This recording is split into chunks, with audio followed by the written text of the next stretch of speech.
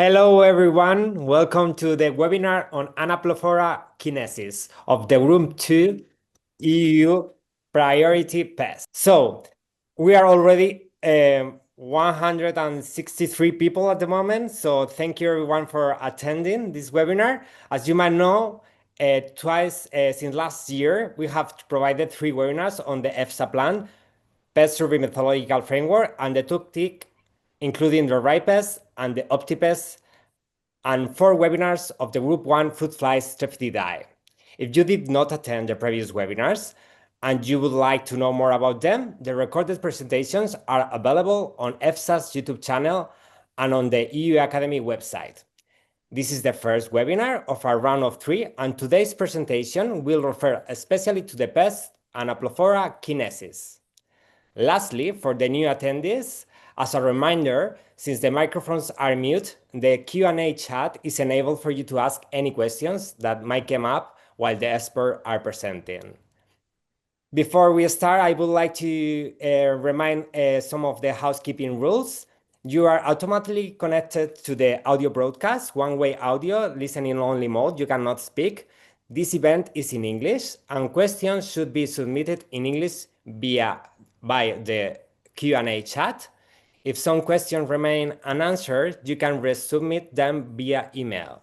This event is being recorded, and recordings will be published on the EFSA's official YouTube channel and in the EU Academy, and we will send all the information after this webinar.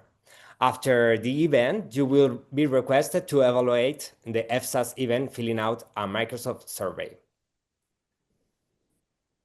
As you must see in your screen, this is the agenda for today. So now we are in the introduction, and in a couple of minutes, well, 5 minutes or so, we will go for the real presentation with our experts. Today with us, we have Hans Tulke and Martin de Groot. And after their presentations, we will have a short quiz, as I told you, with the Mentimeter, just to evaluate if you understood this webinar. And by 11 o'clock, we will get to the end of this webinar. So who we are today? Today with us is, you might know him from previous webinars, is Hans Hermann Tulke. He is the lead scientist from the Helmond Center of Environmental Research. And also with us today is Martin de Groot. He's senior scientist at the Slovenian Forestry Institute. And my name is Jose Ovejas. I'm a journalist, and I will be the moderator of this webinar. So, as I told you, this is the part where we have to use the Mentimeter. So, as you can see in your screen, we would like to invite you to all participate in a poll to know who is in the room. Please proceed to search www.menti.com with your mobile phone or laptop. To participate, you can either use the QR code that you can see in your screen, or just put the code that you will see in the top of the screen. Before we begin with the poll, I would like to stress that Mentimeter will be also used at the end of the webinar to display several questions that the experts have prepared to check the understanding of the participants of the contents of this webinar. Therefore, it's advisable for you to keep this in mind and have an electronic device nearby to expedite the process. So let's start with the first poll.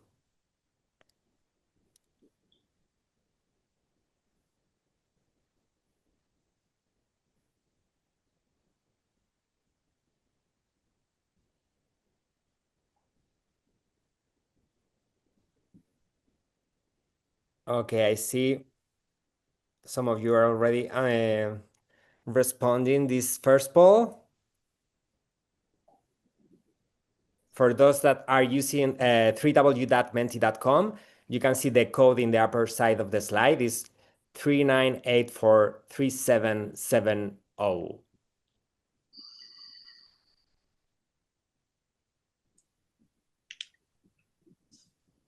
Well, I can see that most of you are from the National Plant Protection Organization.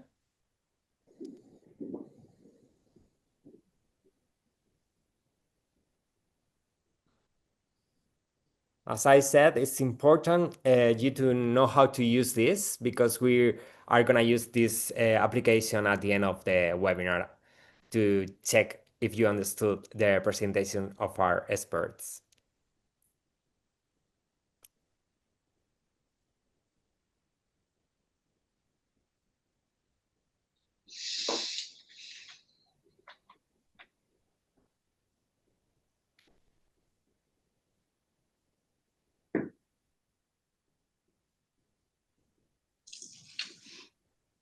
So we reached to the moment of the presentation. So now it's the time to give the floor to our two experts. So Hans, Martin, the floor is yours.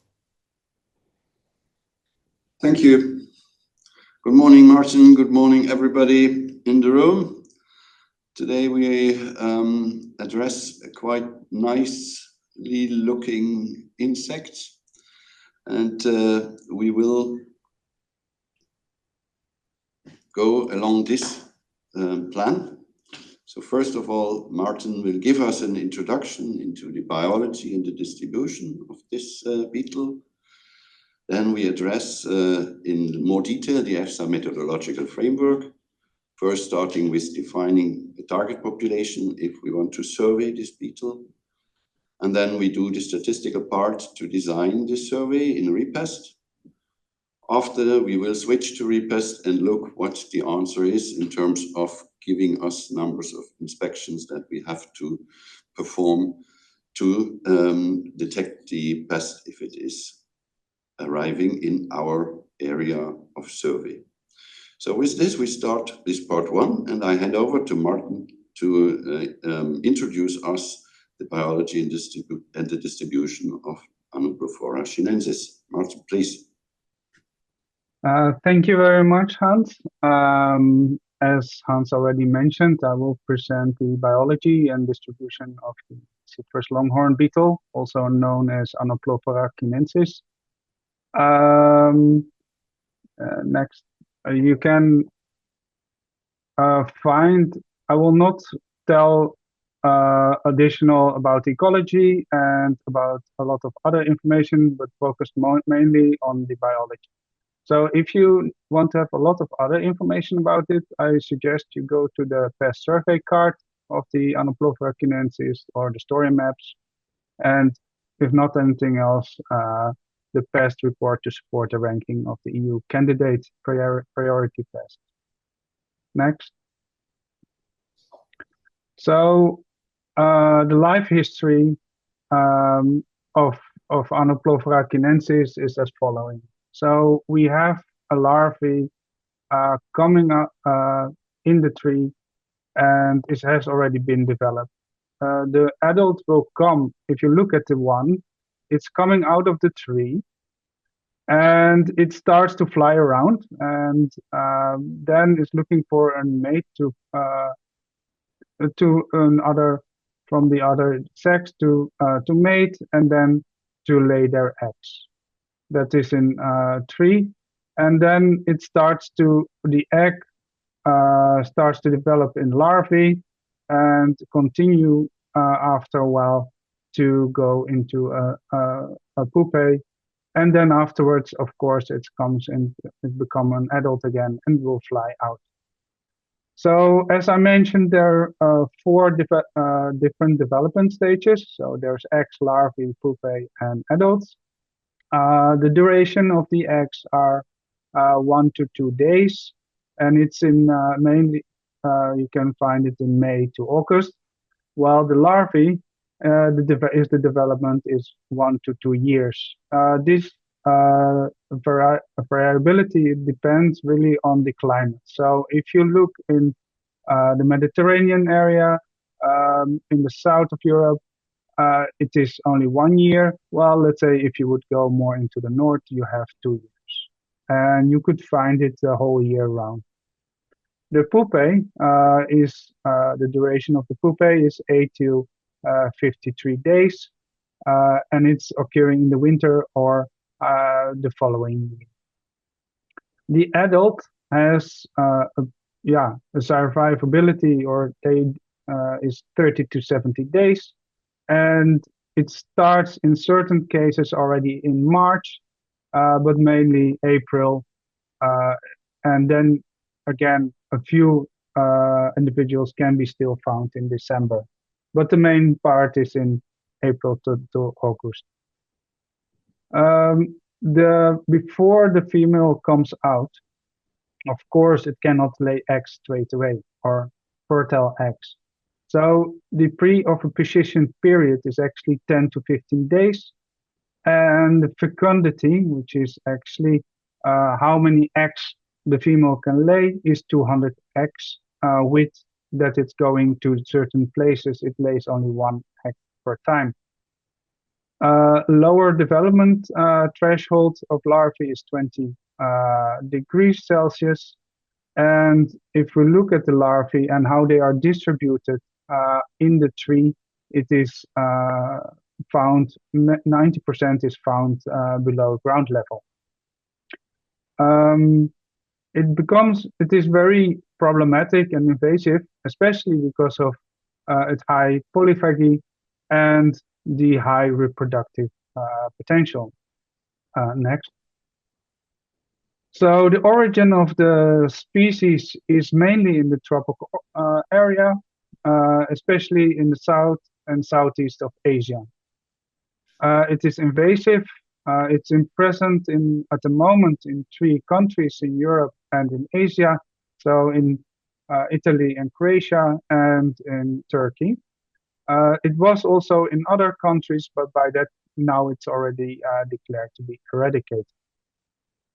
On the EU, in the EU legislation, it is designated as Union Quarantine Pest and EU Priority Pest.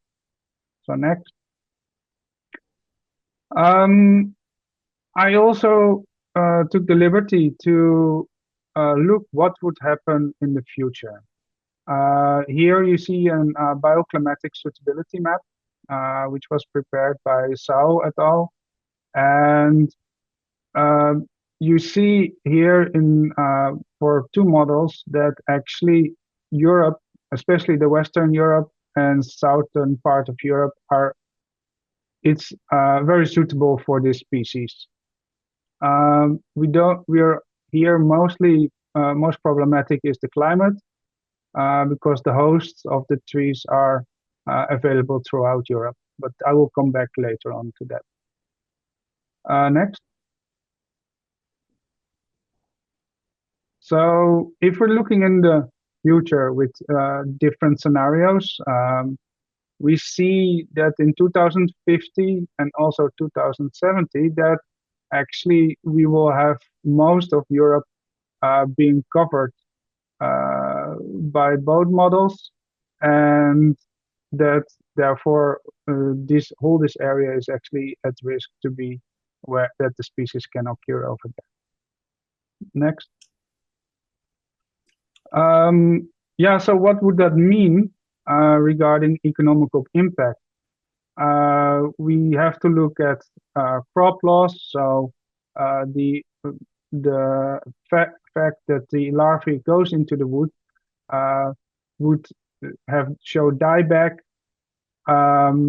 reduced aesthetic functions of trees, which is especially problematic in urban areas. Next. Yeah, this species is a really interesting species. Unlike many species also on the list, this species has this is a polyphagous species. It's attacks more than 20 different families. You see a whole list of species, genera below, but the main genera where it occurs on is on maple, so acer, betula, birch, and on corylus. Next. The field, what should we be aware of? So we have to look at individual trees, so symptomatic trees, but also including recent fallen trees on the ground. We're looking for it the whole year because, let's say, a hole in the tree can be seen a whole year round, but it would be preferably looking for it in the flight period, which is from March till December. The symptoms and signs we have to be looking for is our tree dieback, round exit holes from 10 to 20 millimeters in diameter in the lower part of the stem and roots. Light brown frass at the exit holes and galleries in the wood where the diameter is 10 to 13 millimeters. Of course, the diagnostic signs are, of course, the individual cells itself. So looking for larvae, adult beetles, and this kind of things. And of course, there's if you find eaten leaves and shoot, this could also kind of indicate that there is a species there. So the next slide, Hans will introduce to the methodological framework, and the floor is yours, Hans. Thank you, Martin, for making us aware of all the biological details, which we may need later to inform RIPEST with the necessary details, because we want to design a detection survey with RIPEST. So all of you may have had a look on this tool. So we will try to collect the information that we need to run a survey planning by RIPEST during the next slides. Those that were visiting other webinars already have seen this structuring of the target population that we have to do first, so that it's specified what we actually are looking for. And this structure has 4 levels that become more and more atomic until we know what the inspection unit is that in the survey will be the individual to address. First of all, we have to clarify what is the area that we want to survey, about which we want to have a final conclusion after using the survey design proposed by RIPEST in the field. So we have a particular area designed for these webinars, and that is Surveyland, somewhere near Madagascar, nicely placed and quite large, having an area of 78 million hectares. You will see this later. The survey area is what we want to conclude about at the end. So we have that overarching level.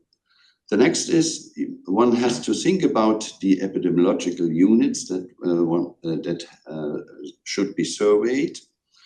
And the epidemiological unit is characterized that we can assume that it is homogeneous with regard to the interactions between the pest, the host plants, the abiotic and biotic factors, but particularly also with regard to the management that is applied to the host plants or the pest in this area. So somehow this area is similar with regard to the infestation chance that we want to look for. So when we have the same epidemiology there, so we assume it is for all the Surveyland, is quite a large assumption to have the same structure over 78 million hectares. But when you apply this in other surveys, it should be a little bit more detailed with regard to this epidemiological unit aspect. Next level is risk factor. That means within the epidemiological unit, one might identify factors, processes, or activities that create in certain parts of this total population of the epidemiological unit an extra risk to find the pest. So this is particularly relevant if you have locations, geographic locations, where you can assume that an introduction of a pest that is not yet native in the area would happen. And why we are interested in these risk aspects, as you can imagine, if the probability to that the pest occurs exactly in this risk part, in the part of the population that we call risk population. If this probability is higher, then it would be more efficient to concentrate the search for the pest also in some way to these areas. So that means accounting for risk factors helps us to increase the efficiency of our applied numbers of inspections compared to a uniform random inspection effort. In our particular situation, we know from expert elicitations that we would expect to have the introduction with the import of plants into Surveyland.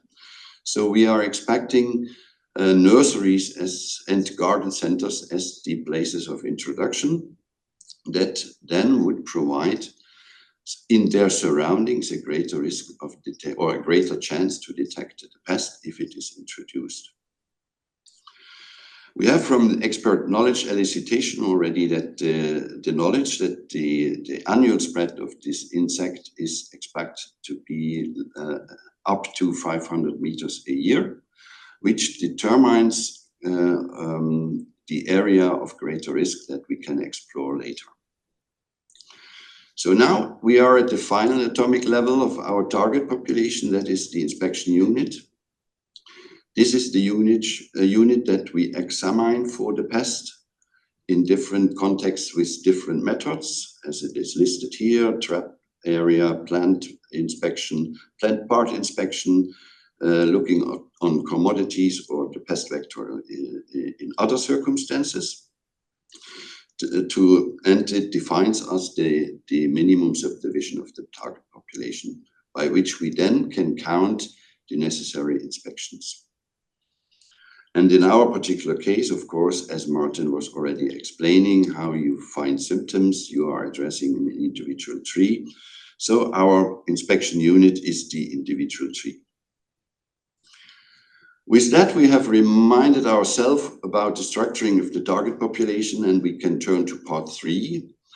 That gives us now the translation into the detailed input that we need to feed Ripest to make it possible to give us a survey plan at the end.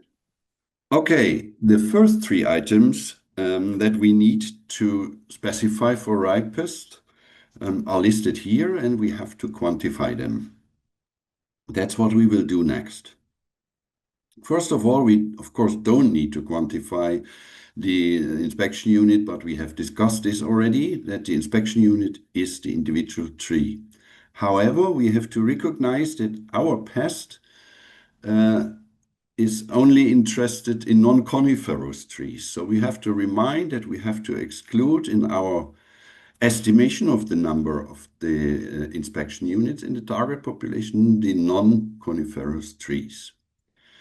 So next we have to estimate the number of trees actually in Surveyland.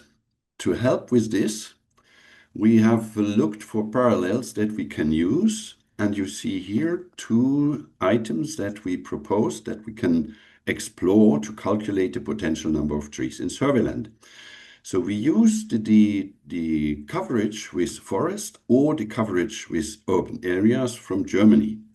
So we have 33 that you see in orange to the left. We have 33% covered with forest in Germany and 15% covered with settlement and traffic area, usually addressed as the urban part of the country. But, and that's the green bit, we have to consider that of these trees, 49% are conifer trees. So we only use 51% of these trees for our purposes because coniferous trees are not a host of our pest.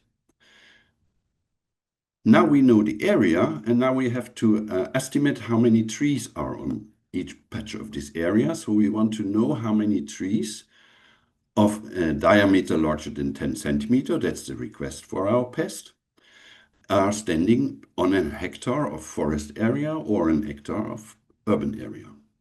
And we use Martin's judgment on this. So he says that in a forested area, we have about 100 trees with a diameter larger than 10 centimeters, while in the urban area, where we also have our buildings and kindergartens, there is a little bit less, so we have 50 trees. This combination, this data we can now combine into a calculation for the number of trees. We do this in 2 steps, and to help with this, we have colored the different data according to the input that we just discussed.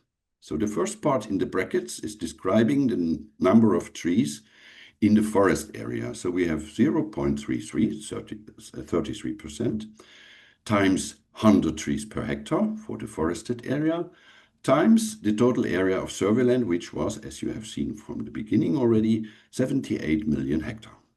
And the same part comes, or the second part comes then from the urbanized area. So we have 15%, 0.15, times only 50 trees per hectare, but again, 78 million hectares of Surveyland.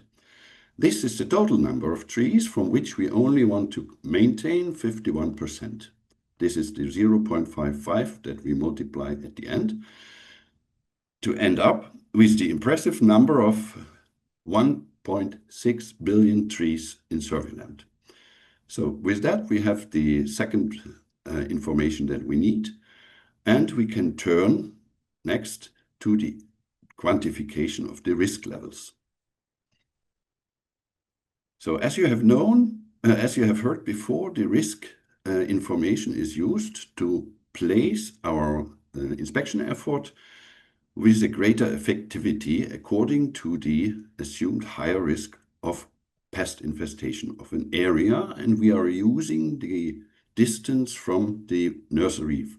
Could be also a garden center, but we name it nursery, so the entry points where the pest would enter into Surveyland. And we have, for Anoplophora chinensis, expert elicitation data that were determined in an EFSA expert knowledge elicitation in this year, quite new. And we have 2 distances with different risk levels assumed. The first one is the very narrow range of 100 meters, where the experts assume that the baseline risk is 7.7 times higher. That the risk inside this area is 7.7 times higher than the baseline risk. Then we have a second level risk area, which stretches from 100 meter distant to the nursery until 500, which is the estimated spread per year of the pest. In this, the experts assume that the risk for pest presence, or the risk of pest presence, is 4.5 times higher than in the baseline area. That is all around this blue circle. So we have 3 risk levels. In the middle, closest to the entry point, 7.7 times higher. We have an intermediary level, which is 4.5 times higher, and we have the surrounding basic level of 1. This is now the quantity of the relative risk. What we also must feed into ripest is the proportion of the trees, of the proportion of the target population, in our terms, the number of trees that are situated in either of these 3 risk categories. So how we can do this? We are using basically what we have done before. We are calculating the number of trees in a sub-area and then divide this by the total number of 1.6 billion trees to get the percentage of the target population that is in. For instance, for the risk level 3, we have this 100 meter circle. That means we have to calculate a circle with 100 meter radius, and you know it's P times R squared, radius squared. So we end up with a 3.14 hectare area that is around the nursery. Now we have not only one nursery, but probably in Surveyland there will be multiple nurseries. And we will try to estimate their number in the same way as we did it with the forest coverage. We look for Germany, where we have one nursery about every 24,000 hectares, sorry. And that means if we translate this into Surveyland, we end up with probably 3,250 nurseries. So around each of them, we have a 3.14 hectare sized high-risk area, which overall gives us 0.013% of the target population that is in risk level 3. When we do it now for risk level 2, that means we are taking the band from 100 meter to 500 meter, which ends up with around 75 hectare. You can calculate this yourself by estimating or by calculating the area of a circle with 500 meter and then subtract our 3.15 hectare. Then you will end up with this 75.4 hectare, multiplying this with 3,250 nurseries. Then we know at the end that of our target population, 0.314% is contained in risk level 3. And all the remaining, so we are subtracting 100% by the 2 percentages that we have calculated, we end up with 99.673% of the target population in the standard basic risk level. So in this regard, we have now done everything what we need to feed the risk data into Ripest, and I have summarized this here in the table. Our risk factor is proximity to the nursery as the only pathway we assume, and we have 3 risk levels with the relative risk of 1, 4.5 times, and 7.7 times, and the associated percentage of the area. Now we are finished with the target population. The next part of informing Ripest is addressing the statistically component. So why we need statistics in our consideration? That is very simple if you imagine that the perfect information about the pest status in a target population of 1.6 billion trees is achieved only by inspecting 1.6 billion trees. And now you will immediately oppose and say that's not practical. And indeed, that's true. And because this is not only a problem with our pest, but with many other pests, there were people that were thinking how we can solve this. And the idea is, as you can imagine, to consider a sample. The sample must have a sufficient designed size so that then afterwards, using statistics from the outcome of surveying this sample, one can conclude with a given confidence to the pest status of the rest of the population. That's the way how statistics comes into this framework that is developed by EFSA. At the end, by this, we will be told how many inspection units we have to examine by the protocol, and from where in the target population, remember the 3 risk levels in our situation, they have to be taken, so that we can probably conclude from the survey conclusion to the status in the rest of the population. Okay, so what data Ripest needs for this exercise? There are 4 design parameters because they are designing the statistically setting of this survey, sample-based survey. The first one is addressing sampling effectiveness and diagnostic sensitivity. And then we have to discuss the confidence level and the design parameters. Let's start with the first 2.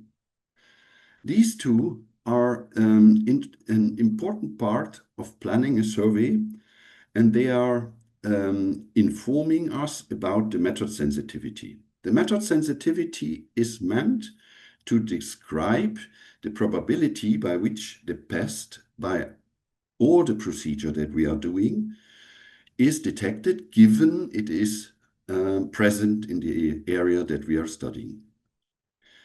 This, of course, is a result of the combination of 2 processes. One is the sampling effectiveness in the field, where during the inspection, the pest has to be recognized in the inspection unit where the pest is contained. And then a certain sample that is brought into the laboratory for diagnostic confirmation. And then we have to understand what the diagnostic sensitivity of this laboratory procedure is. So we need the information for both of these processes to properly design our, or to properly inform RIPEST on it. So for this, we need an input from Martin, because so far we did not yet have seen this, but we have a slide for this, and in particular, I'm interested why the efficiency to detect the pest in the field is so low as 46% as shown here. Martin, can you help us with this and explain? Yeah, I can, because as you can see, it's 46%. This was came out of the already mentioned EFSA expert knowledge elicitation, which was done in 2025. And yeah, they took into account the time that the larvae is occurring often below ground, as we already mentioned before, and that trees then don't often show the symptoms like dieback or something like this. So this is one of the things. And another thing is that trees are often very difficult to reach, and therefore that also made it that it's 46%. So, but still higher than the one from the sniffer dogs, which was 38.4%. Then we go to morphological and molecular identification of larvae. Yeah, then you have just larvae or an adult brought into the laboratory, and there it is actually quite easy. Therefore, the effectiveness is 90. They estimated it as 99%. Okay, so we have now two critical parameters of RIPEST already quantified. That is the sampling effectiveness, which is very low in this case because we have to find very early stages of the infestation, which is not very simple with visual inspection. And we have knowledge about the diagnostic sensitivity once a sample is brought into the laboratory and inspected morphologically or molecularly. Both together give us the method sensitivity, which is calculated by RIPEST behind the scene. So we have finally to address two things, and that's the confidence level and the design prevalence.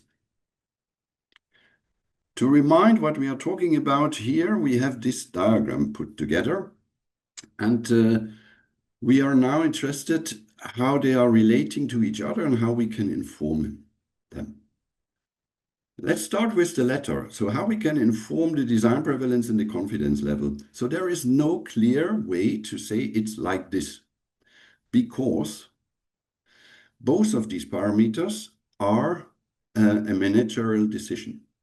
They are deciding about the confidence into the final statement of the survey conclusion. And on the other side, with the design prevalence, this parameter is deciding about the pest risk that is still accepted before detection can happen with a certain confidence. So we see there is a balance between these two. And when we look on the diagram to the right, we can follow this trade-off between the two values.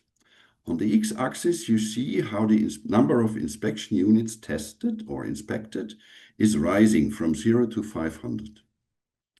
In color, you see a graph for the different design prevalence values from 0.05% to 1% to 5%. And on the y-axis to the left, you see the confidence level that is reached in a certain combination of design prevalence and sample size. So first of all, if we take one color into account and follow what the colored graph, let's say the green one, is doing when we raise the sample size. And you see how the line is growing, so that means the confidence into the survey conclusion is rising with the number of inspection units. On the other hand, if we are fixing our sample size or the number of inspections, let's say 200, then with the rising design prevalence, we see how the confidence level is increasing.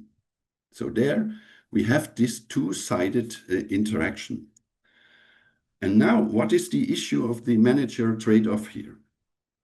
So when we take, if we are interested in a high confidence in our survey conclusion, then we would increase this confidence level by a larger effort of inspection numbers inspected, inspection units inspected.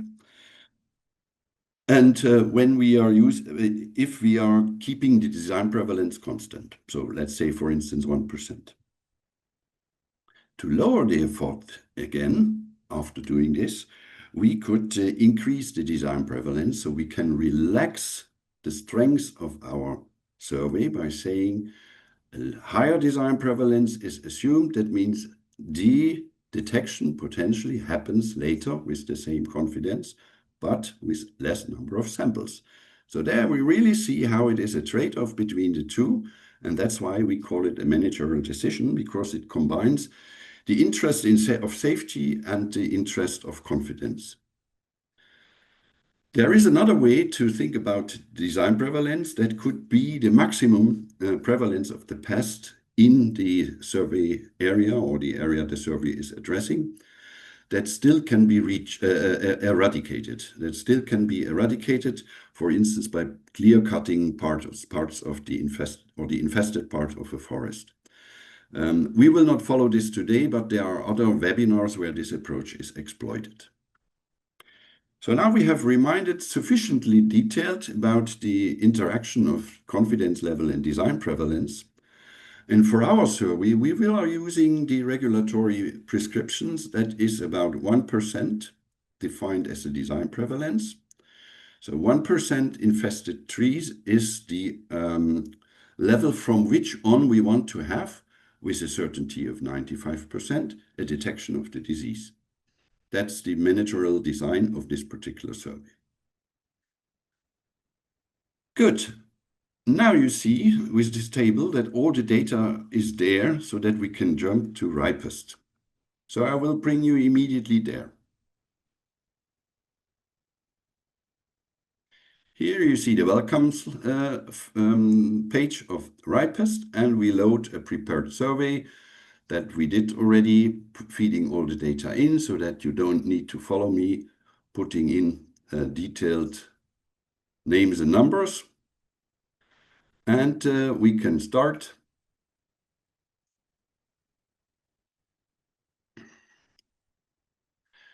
At the beginning of the ripest course to define our survey. So first of all, we have to specify the goal. So we want to comply with regulatory requirements. Then we have to determine the pest. You see what we have discussed, the pest name, that we assume it's absent. That's why we are doing a detection survey. When we have done our last survey and what this was done in 2024. Next, we have to specify our survey area, which is here already done by choosing Surveyland, choosing NUTS 1 as the selected unit. And here you also see the area of Surveyland in terms of 78 million hectares. Next, we have to say ripest whether we are what we know about the pest. So first of all, we have to specify what the target population consists. So which inspection units constitute to the target population. In our case, we have said that's the tree, or in words used in ripest is the plant. And then we have to specify all our host species, and we have to say whether the host population can be considered infinite. We will do this. No, we will not assume this because we want to apply risk factor calculations. For this, you cannot have an infinite population because you would not be able to determine these these small percentages that we have discussed before for risk level 3 and risk level 2. Therefore, we cannot use this approximation. Then we want to specify the epidemiological unit, as we have discussed this with the target population. We choose one epidemiological unit, assuming all the trees under the same management condition in Surveyland. And here you see the first data that we have to put in from our calculation. These are the 16 billion trees that we have in Surveyland in total, the non-coniferous trees that we have in Surveyland in total. Then the question of the risk factors is addressed by saying that we want to have a risk factor included in our consideration, and that this risk factor is dependent on the spread capacity. That we have to say because we have the data around the nursery and the distance potentially spread, including these two risk levels that we have. Then we say that we do not want to have a different risk factor. We have to specify where we will do our survey, basically everywhere where trees are. We have to specify the period for the survey, that is from March to November, as Martin was explaining before.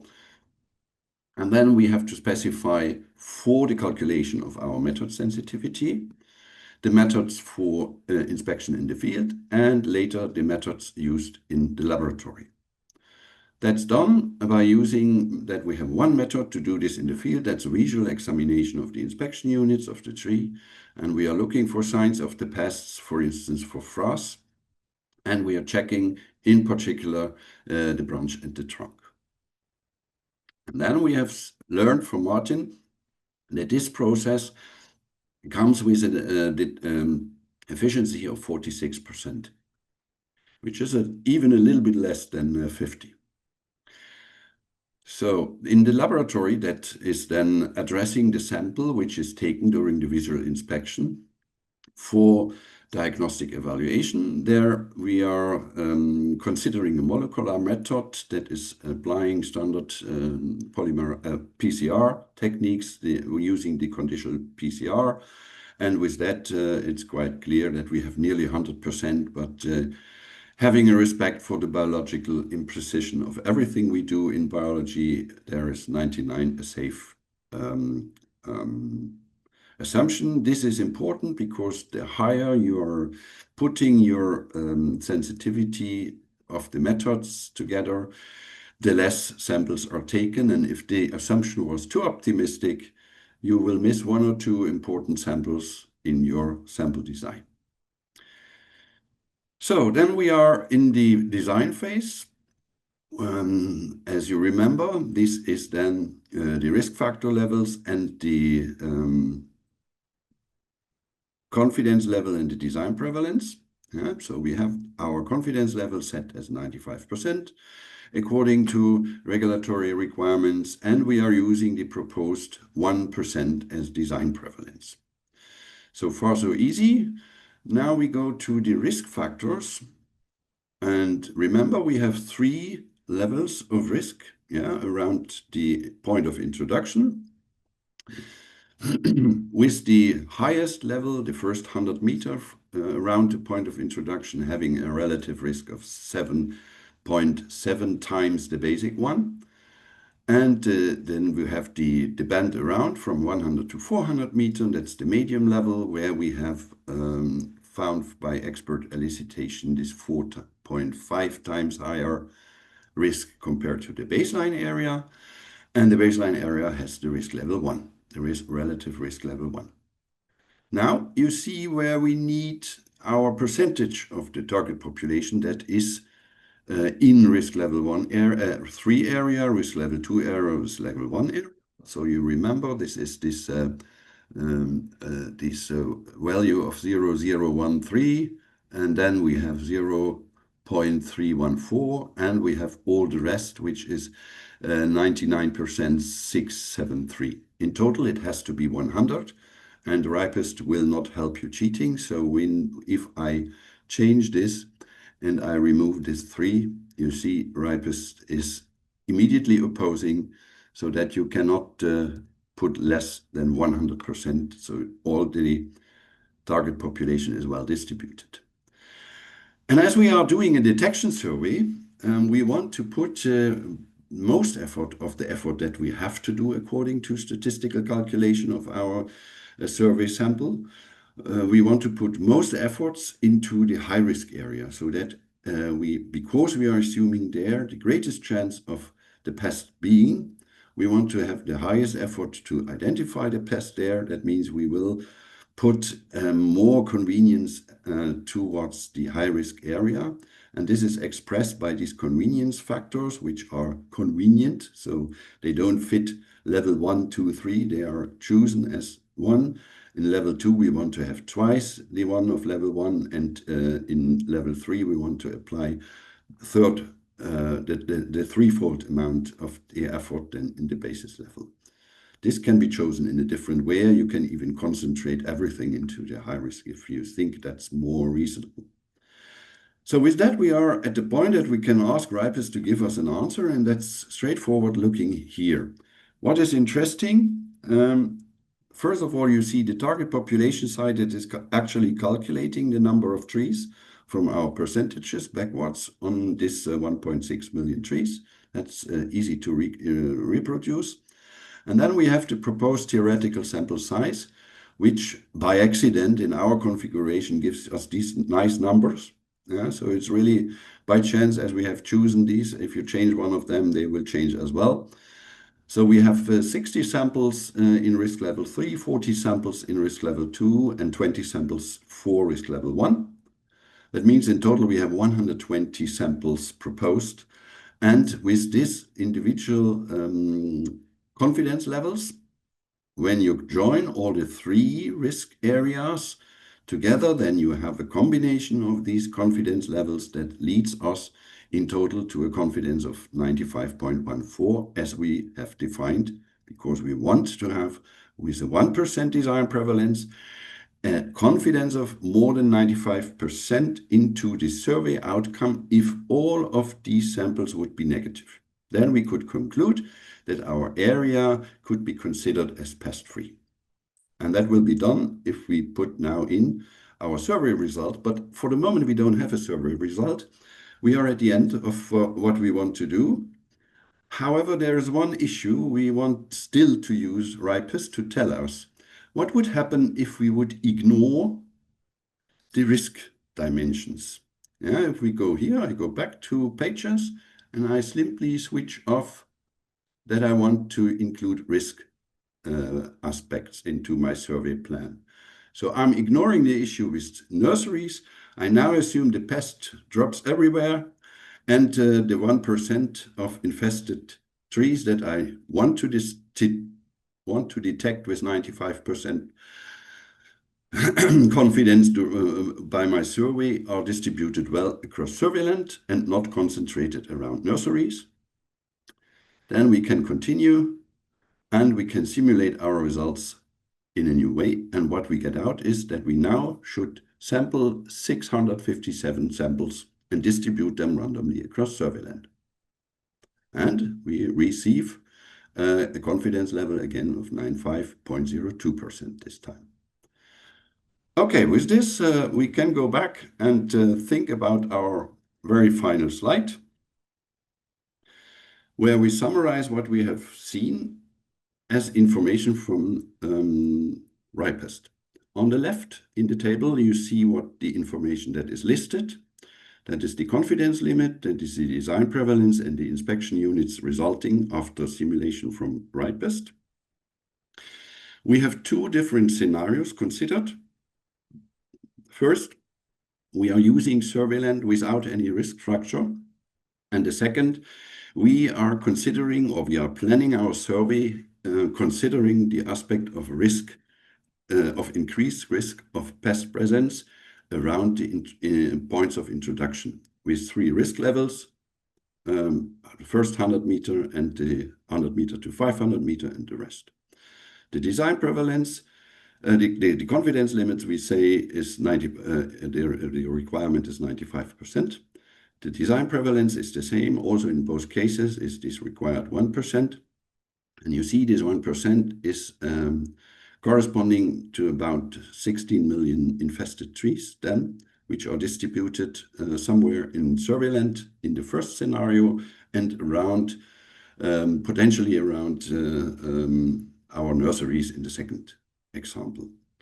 And then the result line is the bottom of the table, which tells us that we have 657 samples without considering the risk factor, and only 120 are proposed when we are including the risk factor. So the difference is about 1/5. Yeah? So the number to sample is 5 times higher if we are ignoring or not exploiting the aspect of the risk concentration. So far, so good. The two estimations have some assumptions that have to be mentioned to be clear about this. One we have discussed sufficiently already. Without the risk structure, we have to consider that our infested trees should be randomly distributed across Surveyland, so not all in one point. And for the scenario with the risk included, we were combining the area of 3,250 nurseries that we estimated to be in Surveyland. And that means that they all should have quite similar infestation level. For information, we have put also one scenario that could be fit into Surveyland, where we consider only one epidemiological unit with one nursery. And then you can calculate correspondingly the data, and you can find the sample size that should be applied around one nursery to find 1% of the pest with 95% confidence level for this individual nursery. With that, we are at the end of what we want to show. And we hope that you now are inspired to create your own survey for Anoplophora chinensis. And we thank you for your attention. Thank you. Thank you, Martin. Thank you, Hans, for your presentation. Now is the time to do a small quiz to test yourself and see if you've understood the webinar. So for this, we need to use the Mentimeter again. Please take your device and scan the QR code that you can see in the screen, or type www.menti.com on your browser and introduce the code that you can see at the top of the slide. So, as you can see in the slide, in the top, the code for this quiz is 18379235. So, the first question is, what is the pest status in the EU?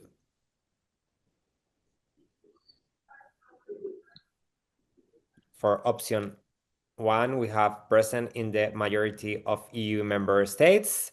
Option B is a union quarantine pest. Option C is an EU priority pest.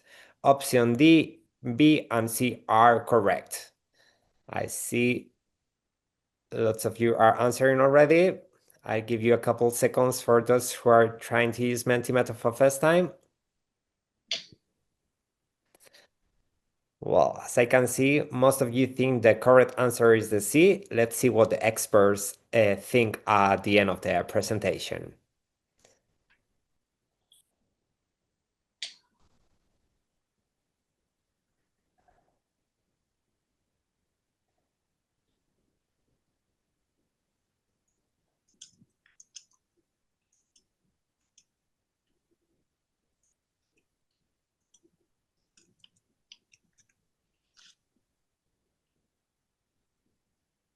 Okay, let's move to the second question. What is the managerial parameter of a survey design planning?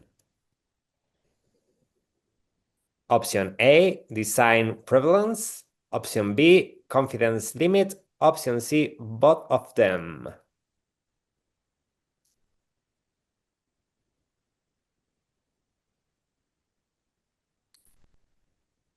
Almost all of you think the correct option is the C, both of them. Some of you are divided between the others. Let's see what the expert think at the end of the presentation. Okay, so I give you a couple seconds to answer.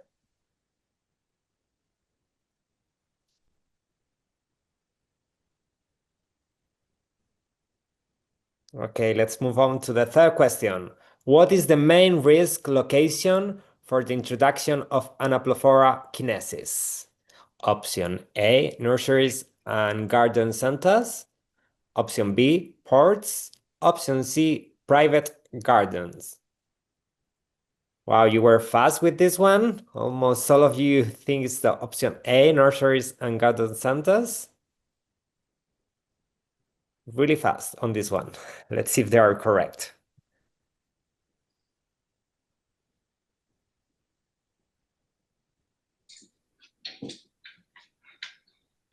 So let's move on to the fourth question. How many different families of hosts are attacked? Option A, 1. Option B, more than 20 families. Option C, 15. Really fast on this one as well. And almost all of them think it's option B, more than 20 families.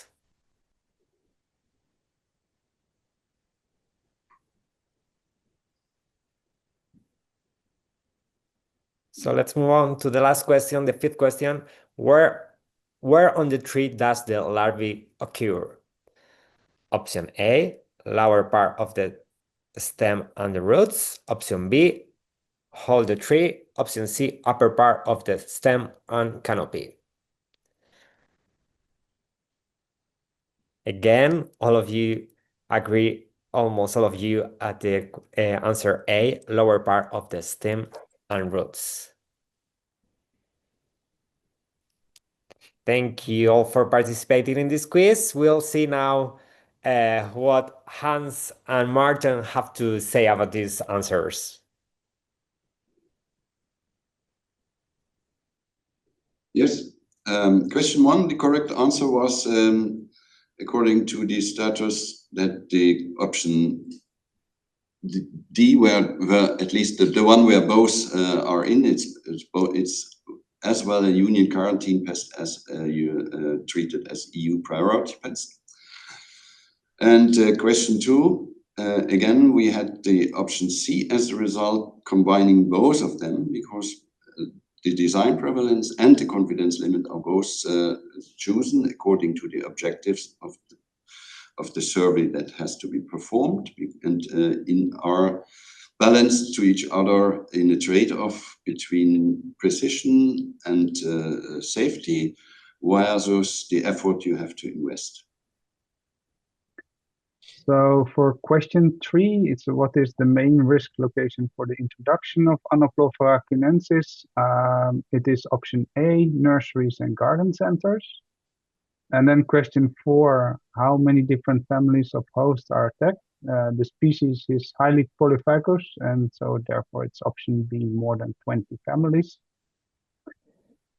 And the last question is, where on the tree does the larvae occur? And that was, as everyone already, or most of you already agreed about, it's option A, on the lower part of the stem and in the roots.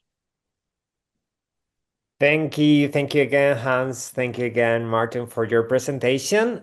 Now we are getting to the end. Thank you all for attending today. We're glad to see that almost we reached 250 participants today. In case we did not manage to answer all your questions, you will find them published on the EU Academy. Please note that similar questions will be grouped where possible. We will send specific information. The recordings of today's event will be available on EFSA's YouTube channel and in the EU Academy with subtitles in 4 different languages: English, Spanish, French, and Arabic. Next webinars of the Group 2 will be on Anoplophora gravipenis, the 30th of September, and Anaeromia bungi, the 27th of October. Before we leave, please take a few minutes to scan the QR code on the right side of the slide. and fill in the evaluation survey. If you are unable to scan the QR code now, after this event, you will receive a link to access the Microsoft Survey form.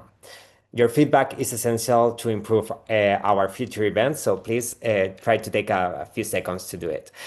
Thank you everyone for attending this webinar, and thank you once again, Hans and Martin, for your presentations. We have now reached the end of the session. I hope you have all learned about this pest and are now well informed about it. This is the first webinar after the summer break. As I mentioned in the previous slide, the next webinar is scheduled for September 30th. I hope you can all attend. Thank you.